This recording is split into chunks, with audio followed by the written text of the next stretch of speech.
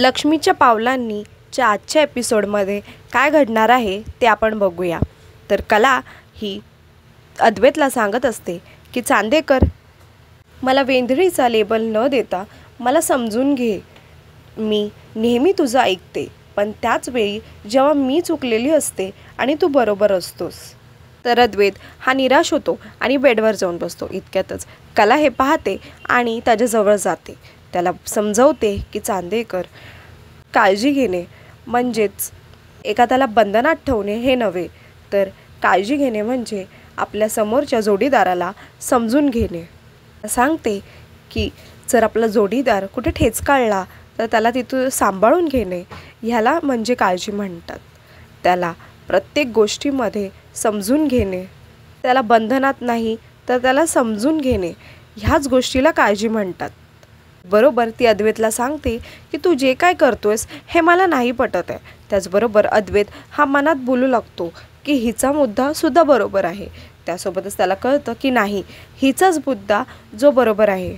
बरोबर कला ही अद्वैतला विचारते की तुला माझं मत हे पटतंय का? त्याबरोबरच अद्वैत हा हो म्हणून अशी मान हलवतो। त्यावरच कला हसते आणि बोलते की इतक्या लवकर पटणं हे कसं शक्य आहे? त्यावरच चांदेकर हा तिला सांगतो की हो म्हटलं तरी प्रॉब्लेम आणि नाही म्हटलं तरी प्रॉब्लेम। तर कला ही जोरजोरात हसू लागते। त्यावरच अद्वैत हा मनातच विचार करू लागतो की खरंच बायकांना समजून घेण्यासाठी वेगळी शक्ती हवी। त्यावरच कला ही अद्वैतला विचारते, तू काय म्हणालास का आता?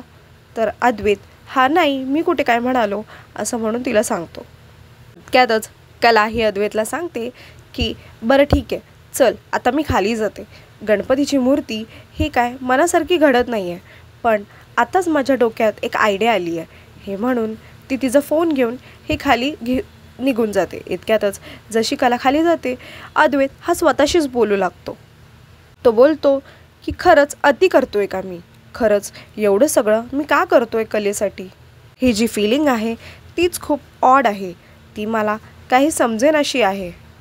म्हणून तो स्वतःशीच विचार करू लागतो, त्याला काही समजत नाही। तो बाहेर येत असतो। इतक्यातच आभा हा अद्वैतला भेटतात आणि त्याला विचारतात, काय रे, काय झालं म्हणून? तितक्यातच तो काय नाही, कुठे काय असं म्हणून त्यांना उत्तर देतो। बरोबर आबा हे अद्वैतला विचारतात की कला कुठे? तर अद्वैत सांगतो की काय नाही, ती बाहेर आहे, गणपतीचं सामानसोबत काहीतरी करते। त्याबरोबरच आबा हे अद्वैतला बोलतात की हो, मला माहिती आहे, आपली जी कला आहे ती कामाच्या बाबतीत वागेन आहे, वागेन। त्याचबरोबर अद्वैत हा विचार करू लागतो, कसली काय वागेन? रात्रीची तर बुगड होते। त्यावरच आबा हे अद्वैतला विचारतात की काय रे, काय झालं? तर अद्वैत काय नाही असं म्हणून उत्तर देतो। इतक्यातच आबा हे अद्वैतला सांगतात, अरे वाघिणीसारखं काम करणं म्हणजे खायची गोष्ट नाही। त्यावरच चांदेकर हा आबांना बोलतो की उगाच तिला चढवू नका ओ आबा, सगळी कामं ही स्वतःच्या अंगावर ओढून स्वतःला त्रास करून घेण्याची लक्षणं आहेत। हे आदल्या रात्री दुसऱ्या दिवशीचं हे सगळं प्लॅनिंग करून ठेवते। दुसऱ्या दिवशी हे लवकर उठते तर सगळी कामं करत बसते ती, आणि मग डोकं दुखतो, कंबर दुखते। हिच्या आयुष्यात पीस नावाची गोष्टच नाही, फक्त पिस आहेत। हे ऐकून आबा हसतात आणि त्याला बोलतात की तुझ्यामध्ये नवऱ्याची लक्षणं दिसतात, हे म्हणून ते निघून जातात। दुसरीकडे चांदेकर हा स्वतःशीच विचार करू लागतो की असं का वागतोय मी? बोलतो की मी खरंच नवऱ्यासारखं वागायला लागलोय का? नाही, हे शक्यच नाही आहे, म्हणून कोणाशी तरी बोलावं म्हणून तो जातो। ते काशीकर ॲडव्होकेट हे त्याला सांगतात, श्रावण मासी हर्ष मानसी दाटी जोईकडे येती हिरविर बरसे क्षणात येती हिरव जुडे। त्यावरच काशीकर ॲडव्होकेट हे अद्वैतला सांगतात की श्रावण मास हा निघत चाललाय, पण तुमच्या मनात अजूनही हिरवळ जागते। बरोबर काशीकर ॲडव्होकेट हे त्याला विचारतात की तुम्ही प्रचंड टेन्शनमध्ये आहात ना? तर अद्वैत हा हो सर, मी खूप टेन्शनमध्ये आहे असं म्हणून त्यांना उत्तर देतो। त्यांना सांगतो की माझ्या आयुष्यात कॉम्प्लिकेटेड सिच्युएशन ही पहिल्यांदाच आली आहे, मला असं वाटतंय की मी बदलतोय। काशीकर ॲडव्होकेट हे त्याला बोलतात की नाही, मला नाही असं वाटत, तुम्हाला 2 कान आहेत, 2 डोळे आहेत, तुमची उंची पण सेम आहे, वजन थोडंसं वाढलं आहे, याबरोबरच सगळं तर नॉर्मल आहे, बरोबरच चांदेकर बोलतोय की मी बसून तुम्हाला सांगू का. ॲडव्होकेट हे त्याला सांगतात की आयुष्याचं मात्र हे असंच आहे, वर खाली वर खाली. पण चांदेकर हा त्याला समजवतात की मला जी फिलिंग आली आहे ही खूप वेगळी आहे. सांगतो की ऑड पण नाही, ट्रिकी आहे. तर ॲडव्होकेट त्याला बोलतात की नाही नाही, मला कळलं की मॅटर हा थोडा सिरियस आहे. बरोबर ॲडव्होकेट हे अद्वैतला सांगतात की तुम्ही टेन्शन घेऊ नका, मी काउन्सिलर आहे तुमचा, तुम्ही सगळं मला सांगा. तर अद्वैत ही घडलेली प्रत्येक घटना ही ॲडव्होकेटला सांगू लागतो. कला ही त्याला काय काय बोलली हे सगळं तो त्यांना सांगू लागतो. त्याचबरोबर ॲडव्होकेट हे त्याच्या जवळ येतात, त्याच्या बाजूच्या चेअरवर बसतात आणि जोरजोरात हसू लागतात. बरोबर अद्वैत हा त्यांना विचारतो, अहो हसताय काय, खूप गंभीर सिच्युएशन आहे. त्यावरच ॲडव्होकेट हे त्याला बोलतात की गंभीर सिच्युएशन या मला खूप आवडतात. तर अद्वैत हा त्यांना विचारतो की तुम्हाला हे सगळं काय रोमांचक वाटतंय का. तर बोलतो रोमांचक नाही तर रोमांच वाटतो. तर अद्वैत शॉक होतो आणि त्यांना विचारतो काय. तर ॲडव्होकेट उठतात, त्याला चेक करू लागतात. अद्वैत त्यांना विचारतो अहो काय करताय तुम्ही. त्यावरच ॲडव्होकेट म्हणतात अहो तुमची हार्टबीट ही चेक करतोय मी. ते चेक करून ते बोलतात की नाव आय गॉट इट, तुम्ही एक दीर्घ श्वास घ्या. श्वास घेतलात तर आता पाणी प्या, पाणी पिलात तर आता मी काय सांगतोय हे तुम्ही नीट लक्ष देऊन ऐका. वरच अद्वैत हा पाणी पीत पीत त्यांना बोलतो की पटकन सांगा. तर ॲडव्होकेट हे त्याला सांगतात की तुम्ही टेन्शन घेऊ नका, टेन्शन घेऊ नका, खूप साधी अशी गोष्ट आहे. बरोबर ॲडव्होकेट हे त्याला सांगतात की सगळ्या गोष्टीचा विचार केल्यानंतर मला एक गोष्ट लक्षात आली आहे की तुम्ही प्रेमात पडलाय. हे ऐकून अद्वैतला धक्का बसतो आणि त्याच्या तोंडातलं पाणी हे खाली पडतं. तर ॲडव्होकेट हे उठतात आणि बबन बबन असं करून त्याला हाक मारतात. तो येतो आणि हा अद्वैतला सोफ्यावर बसवतो आणि त्याला समजवतो की त्यांना समजवतात की तुमच्या आयुष्यात घडणाऱ्या काही गोष्टी त्या तुमच्या लक्षातच आलेल्या नाही आहेत. त्याचबरोबर अद्वैत हा त्यांना सांगतो की मला खरेबद्दल खूप काळजी वाटते. ती अशी मुलगी आहे जी स्वतःची काळजीच घेऊ शकत नाही, म्हणून नेमका माझा गोंधळ उडाला. मी माझ्या स्वतःबद्दल विचार करायचा का तिच्याबद्दल विचार करायचा मला हेच कळत नाही. पण याच गोष्टीचा मी खूप विचार करायला लागलो आहे. तुम्हीच मला सांगा की काळजी घेणं म्हणजे हे नेमकं प्रेम असतं का. मी असं डिरेक्टली कन्क्लुजन काढू शकत नाही. खरेबद्दल तर मी तुम्हाला सांगितलंच ना, ती एक नंबरची गडबडी आहे, धसमुसळी आहे, बडबडी आहे, खूप म्हणजे खूप असा गोंधळ घालते. तिला एकाच वेळी सगळ्या गोष्टी करायच्या असतात. आदल्या दिवशी ही दुसऱ्या दिवशीचं प्लॅनिंग करते, दुसऱ्या दिवशी सकाळी उठते, सगळं कामं करत बसते. एका हाताने डब्बा, दुसऱ्या हाताने मला टिफिन, चौथ्या हाताने आबांची औषधं. हे सगळं तिची मल्टीटास्किंग आहे. या मल्टीटास्किंगचं सगळं भूत आहे तिच्या डोक्यावर. हे सगळं ऐकून ॲडव्होकेट मात्र झोपू लागतात. दुसरीकडे बबन हा तिकडे लादी पुसत असतो. तर त्याचं हे सगळं ऐकून तो बोलतो की या सरांना किती काळजी आहे त्यांच्या बायकोची, हे किती बोलतात त्यांच्याबद्दल. तर ॲडव्होकेट हे त्याला डोळे दाखवत बोलतात बबन. तितक्यात बबन हा बाहेर निघून जातो. तर चांदेकर हा त्याला एक सेकंड म्हणून हाक मारून त्याला आतमध्ये बोलवतो. तर ॲडव्होकेट हे त्याच्या मागे जातात आणि त्याला बोलतात.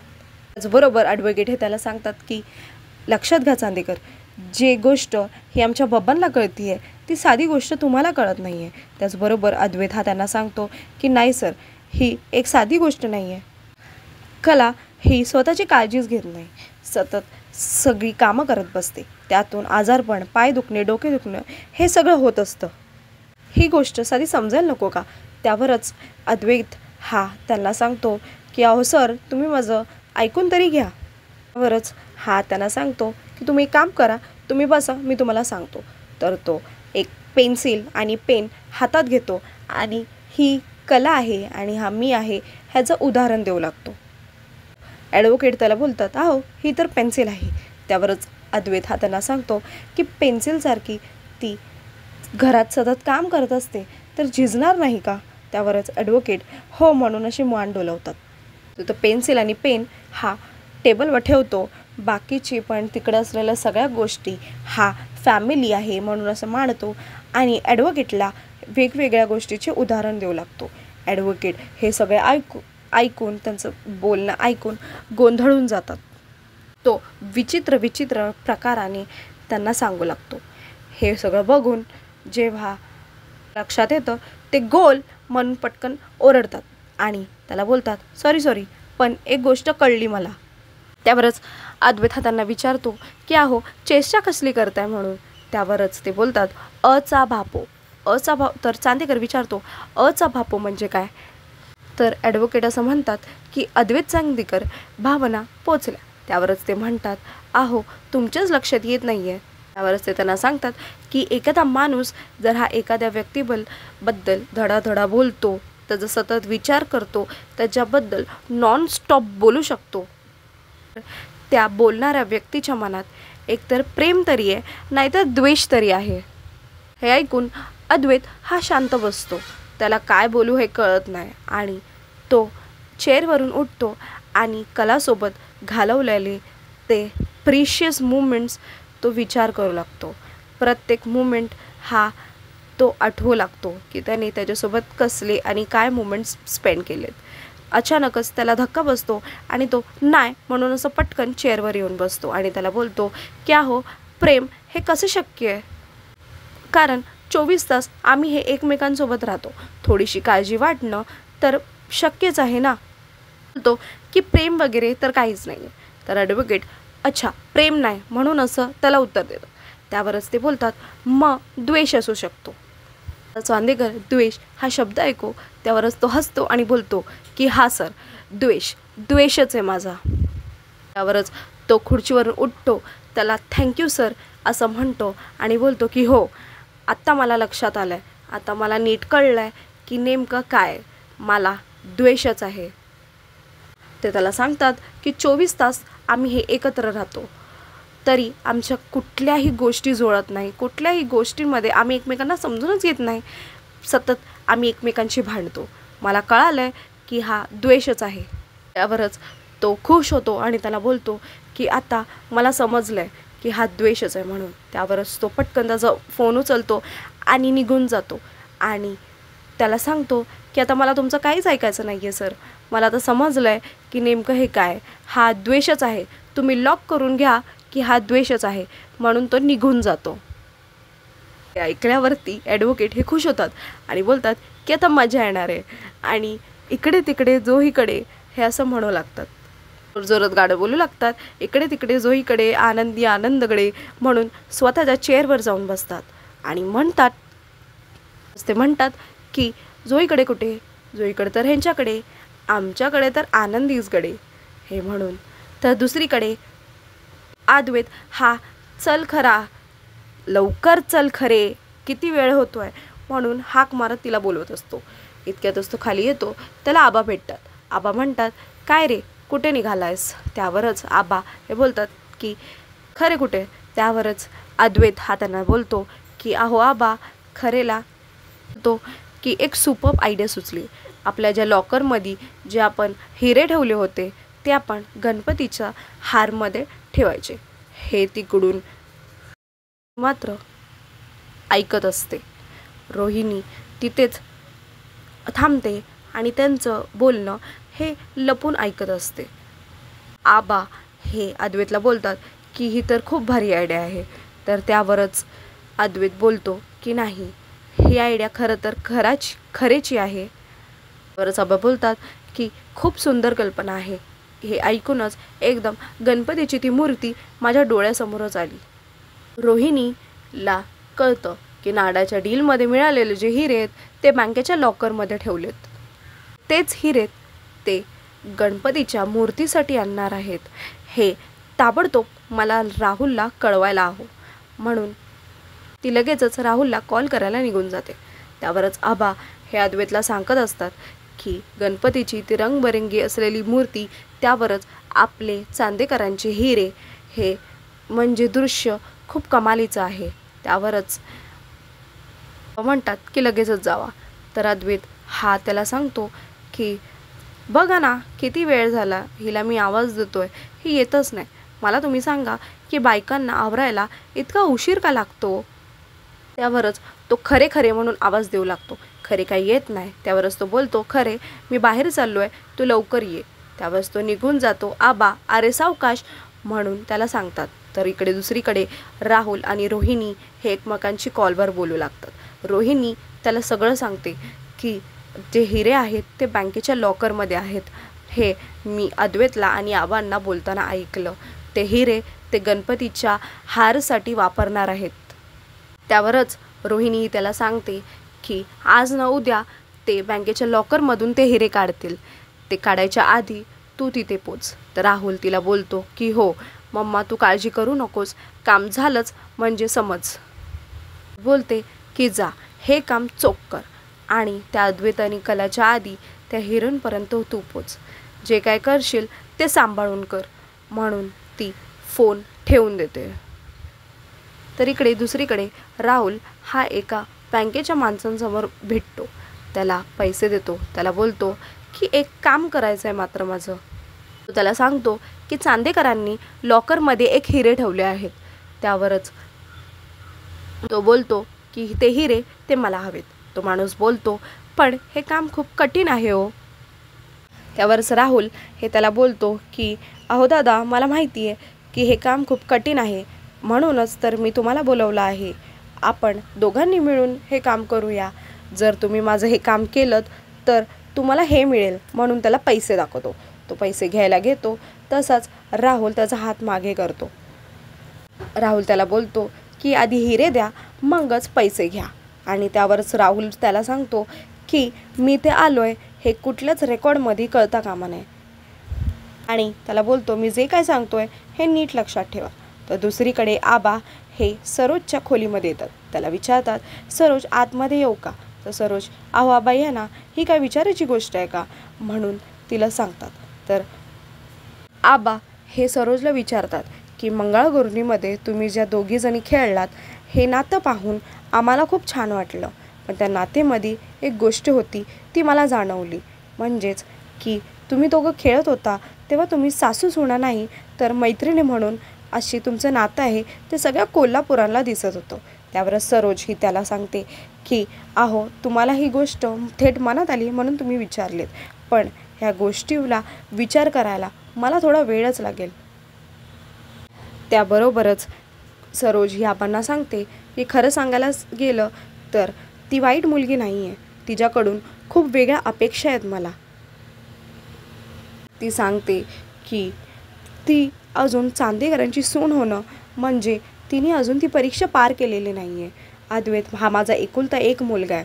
ती माझ्या मागेरी त्याची काळजी घेते की नाही, त्याचा सांभाळ करते की नाही, हे मला अजून नीटसे काही समजले नाही आहे. तर आबा हे तिला सांगतात की अगं ती अद्वैतची तुझ्या माघारी काळजी घेते की नाही हे सगळं कसं असेल. ती अख्ख्या घराची काळजी घेते तर त्याची काळजी घेणार नाही, हे मात्र वेगळंच ना. त्यावरच सरोज ही आबांना सांगते की संसार करताना खूप तडजोडी करायला लागतात. आपला साथीदार कठीण काळात पण त्याच्या सोबत आपण आहो की नाही हे सगळ्या गोष्टी आपण जाणून घ्यायला लागतात. तर ह्या सगळ्या गोष्टी खरेमध्ये आहेत की नाही, खरे ही तीच मुलगी आहे की नाही हे मला जाणून घ्यायचं आहे. म्हणून मी तिची वाट बघते आहे. आणि जर ती ह्या सगळ्या गोष्टींमध्ये ह्या सगळ्या परीक्षांमध्ये पास झाली तर नक्कीच माझे तिच्यावर मध्ये असलेले जे मतं आहेत ते नक्कीच बदलतील. बा ती हे सगळं काय बोलते हे नीट ऐकत असतात आणि त्यावरच ते हसतात आणि तिला बोलतात ठीक आहे तुझं काम कर. म्हणून ते खोलीतून निघून जातात. जसे बाहेर जातात ते स्वतःशीच बोलतात. या संवादात मला एक मात्र समजले की सरोजचे हे कलाबद्दल असलेले मत ते बदलत चालले आहे.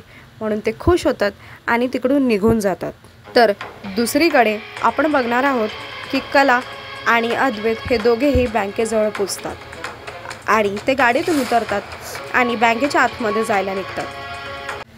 ते तिकडच्या मॅनेजरला भेटतात आणि ते मॅनेजर विचारतो काय सर आज काय काम काढलं. त्यावरच अद्वैत सांगतो काही नाही, गणपतीच्या सजावटीसाठी आम्ही हिरे घ्यायला आलोत, ते लॉकरमध्ये आहेत तर तेच आम्हाला हवे आहेत. तर मॅनेजर हो म्हणून चला माझ्यासोबत म्हणून त्याला लॉकरजवळ घेऊन जातो. तर अद्वैत आणि कला हे लॉकरच्या दिशेने वळतात. तर दुसरीकडे मागून राहुलसुद्धा त्या माणसासोबत आतमध्ये येतो. मध्येच सिक्युरिटी गार्ड हा त्याला आवडवतो. त्यावरच राहुल त्याला बोलतो काय हे तुला माहिती नाही आहे का मी कोण आहे. तर त्यावर सिक्युरिटी, अहो मला माहिती आहे तुम्ही कोण आहात, म्हणूनच तुम्हाला अडवलं. तुमचीच फॅमिली आता आतमध्ये गेली आहे म्हणून तुम्हाला बोललो थांबा. म्हणून राहुल हा शॉक होतो आणि